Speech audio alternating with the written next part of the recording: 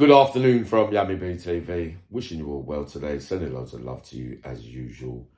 Right. Sorry I've been away for a couple of days with other projects. Plus, I've been down there decorating my flat, or rather, other people are decorating and putting my flat together for me at last. So it feels a little bit more homely for me for when I go back there, if you get what I mean. So we're back to story time again. Now I've been away for a couple of days, treating those part of the audiences. I've got another bit of sad content probably coming up after this one. I was meant to do it this morning because, I like to do my educational videos in the morning and, the storylines and everything. But also, obviously, we're looking to get out and about this week with at least 2 interviews. I will keep you posted on that. But it was the late 90s. No, it was the middle 90s once again. And I was out there all alone for a couple of months. When I say out there, I mean outside of prison for a couple of months, right? So them days, Versace was in. I had a Versace leather jacket, black one, jean shirt, jeans, and some Harvey Nichols ankle boots, right? I used to think I was so smooth. The ponytail was slicked back, my chest was out here, and I was thinking, yeah, I just loved the game so much. And all it did was ruin people's lives and ruin mine. Because you never spent a lot of time out, Uncle Yami. All you did was keep repeating. You still thought you was good at it. You were still dreaming and fantasizing about finding this and finding that. All the frills, the spills, the conning, deceiving to get in, the doors, the windows, etc., the alarms, all of it put together. Even when I was in prison, I used to dream about it. I was thinking, when I get out, watch, I'm going here, I'm going there, to commit this, to commit that, and all that kind of stuff. I really find it difficult to believe that I stayed in that life so long. But at that time, like I said, I was Slick Rick, right? And I was down in Belgravia Square, which is southwesterly London, but it's rich people's territory and rich pickings, if you get what I mean. We knew that me being me, all right, I speak on behalf of myself, is that I could choose certain areas where I believed the chances of getting the high value items was much stronger than, say, of nicking it round the corner where you live. If that makes any sense to you. I wasn't brought up to do it that way. So from a very early age, I was taught that if you're not to shit on your own doorstep, and you're to go where there's money and all that. We know that it was a fake life, and they people that are teaching us that you shouldn't be doing it at all, if you get what I mean. But I was, and I did, right? So I'm down Belgravia. I kept trying to get into, because I used to do them apartment penthouse blocks, right?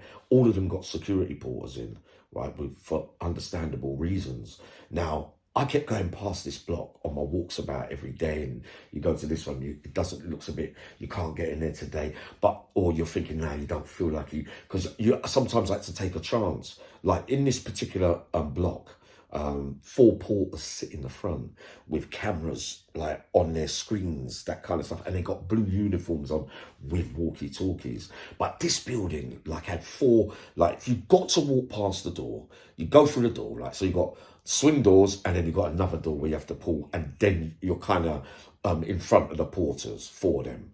So there's a block that way, a block that way, a block that way, and a block that way. It's the same block though, if you get what I mean. But there's A, B, C, D, just different blocks in that one block, if you get what I mean, right? So on this day, times before, I never wanted to go in there because I was thinking, look, if you dare to walk past them, because what I used to do is do the brave one, especially when I used to dress up in the Arab costumes and the salesman with the briefcase and the tie. You walk past the porters, and they can challenge you and say, well, where are you going, sir? What are you doing? And that kind of stuff. But I used to gamble on just walking past and not going to the counter for obvious reasons as well. Going on like I got reason to believe in there and acting really, really confident. Those are the facts. So on this day, I felt lucky, right? Because I didn't want to break my chances of it, because if you walk in there one time and then it goes all wrong, they know that when you come in again, they're going to have seen you before, if you get what I mean, right? So you have to get it right first time round. So I've walked past, and we've gone through the doors. So I'm walking past them, but I'm just looking straight ahead. I'm going to that block there, right? But all of their heads looked up at me. They were all dying to say, excuse me, sir, where are you going? But I pulled it off, right? So I was walking through thinking I was clever. Yeah. The great Yami B. I'm through. I'm in. So I've gone to that side of the block. But I wasn't rushing around, right? Because all these doors brown wooden doors with 4 Banham locks, 5 Banham locks. They've got a fire exit as well. So if there's going to be a climb for a burglar like me way back in the day. But as I got to the 3rd floor, I didn't take no lift up. The lifts had cameras in them as well. So that was them days before CCTV went mad after them. But these blocks had them way before everybody else, right? So I went up to the 3rd floor. I was looking through letterboxes, spying on people, hearing things. If there's a noise there, there's one door there, one door there. I'm thinking to myself, oh God, but I can't really take that door off because they're in there, they'll hear the noise. But what I did, because it was kind of early morning, 9:30 or 10 or something like that, I sat on the stairs and I thought, you know what? Sit down, be patient, Yami, and wait till you hear somebody go. That's the best way, because then you know you've got enough time and you're not going to get disturbed. So the chances of you bumping into the occupier sadly and getting into real sticky spots where you might have to use violence, or they might get frightened, or you'll see them face up and down. I often said burglars, it's a coward's crime really, because most of the time you're doing it when people are not there. But in general, that was the consensus when we was growing up. But I just looked at it, I'd rather cut out the chances of any violence happening, if you get what I mean. So then all of a sudden, after about half hour sitting there on the stairs, and then I heard the door come out, the door open, and I heard them going down. It was the gate lifts, right? But exclusive ones, right? So I heard that, the banging. So then I've gone up the stairs, and I said, wow, that's it there. That door there, because then I looked at the other one that I looked at before. There was no one in that one. So the 2 doors on that floor now were both out. So I said, game on. So when I heard them coming down the lift, I went downstairs to spy like that, doing all my homework properly, sad to say. So I was watching them come, family, whatever, man, woman, walking by, and you're plotting and planning behind their back and that, may God forgive me. But as soon as they went through the door and went into that glass ball room that leads to the porters where they're going to go out the entrance, I shut up there. I took the door off, right? I had a kick, double kick. Well, you remember I was a big squatter, right? I had a 200-kilo squat. My thighs were always big. But a man taught me how to do the double kick when you're racing up to the lock and you go bang, and you're just kind of sailing in the air so that your whole of your body is behind it. I learned how to master it, right? So I rang the doorbell 3 times just to be sure, and made sure I made noise with the gate lift so that, for one kick, if the block might think, what's that noise? What's the bang? It's amazing how people miss one big bang. But if it's more than one bang, 2, 3, 4, it's going to be a lot of noise, and people might come out to have a look and say, oi, you. So I was thinking, one, Yami, one. So I'd done the diagonal run, press the gate lift so that when it's shutting, it shuts on its own and makes that noise and goes bang. So I wanted to time it as soon as I hit the door at the bottom of the lock, right? And I timed it to perfection. Bang! The whole door sailed into the corridor, and the lift thing hit the thing at the same time. So I'm running around. Hectic. This apartment was so long. You could almost smell all the diamonds. It was mad in there. But went into a room. I was thinking about taking a couple of Zillies fur coats. I was thinking, no, it's carrying stuff. I don't want to do that. I lifted up the mattress. There was one big plastic bag with all gold, and Tom, Amiga white gold, Rolex white gold. I was one of the first. I'm not being fingered, but I used to be one of the first to get the Rolexes in the early days, and everybody went mad for them. Used to get them in the 80s.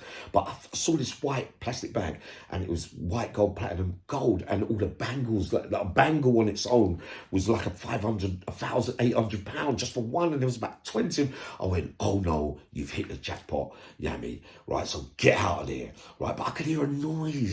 I didn't know it was a different kind of alarm, right? I don't know whether it was a laser or something like that, but it was just like, and I was thinking, I could see the light flashing. I was thinking, but I can't, it's not loud. I said, you know what? I put the bag down here and kept on my thing, zipped up the jacket, tucked in my thing, and I'm just walking, right?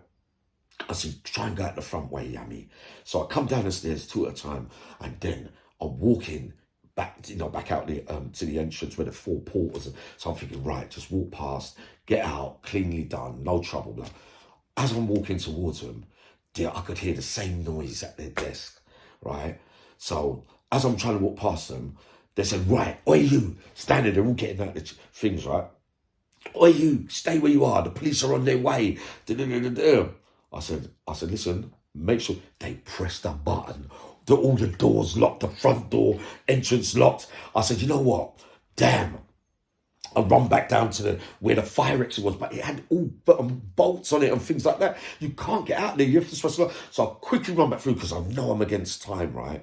So I'll come back through to face them all, and they were just saying, "They're coming. The police are coming. You're in trouble." And I went like that into my pocket.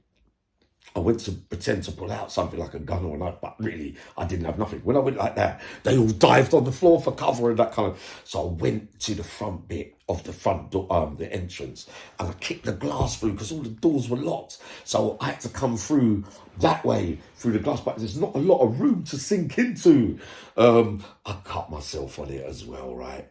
So I've gone through that and come out. I still got out of the building and came around. And got out. And as I went round the corner, a black cab was coming this time, right? I said, my days. And that was close, Shammy. I looked at my wrist. I could see blood. I was thinking, oh no, you're in trouble on this one. You're going to be nicked, mate. They're going to come back for you. This is how it used to go when you're doing that kind of life, because you're expecting comeback sometimes. So you're going all out. You think you're going to jail anyway. That kind of behaviour was all wrong. There's nothing wrong. I got back home and I hit the jackpot that day as well, or so-called jackpot. Same old, same old. Coming back in a minute. I did get nicked for this later on as well, or further down the line, if you get what I mean. But sending them loads of love and coming up with a more sadder topic in a minute.